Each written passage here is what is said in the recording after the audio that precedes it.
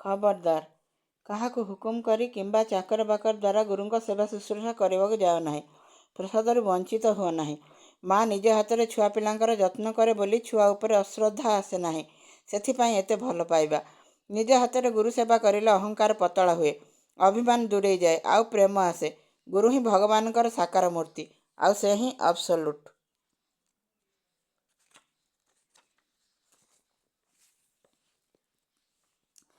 ଗୁରୁଙ୍କୁ ମୋର ବୋଲି ଜାଣିବାକୁ ହୁଏ। ମା, ବାପା, ପୁଅ ଇତ୍ୟାଦି ଘରର ଲୋକଙ୍କ କଥା ଭାବିଲା ବେଳେ ଯେପରି ଗୁରୁଙ୍କ ମୁହଁ ବି ମନେ ପଡ଼େ। ତାଙ୍କର ଭର୍ତ୍ସନାର ଭୟ ରଖିବା ଅପେକ୍ଷା ଭଲ ପାଇବାର ଭୟ ରଖିବା ହିଁ ଭଲ। ମୁଁ ଯଦି ଅନ୍ୟାୟ କରେ ତେବେ ତାଙ୍କ ପ୍ରାଣରେ ବ୍ୟଥା ଲାଗିବ। ସବୁ ସମୟରେ ତାଙ୍କୁ ଅନୁସରଣ କରିବାକୁ ଚେଷ୍ଟା କର।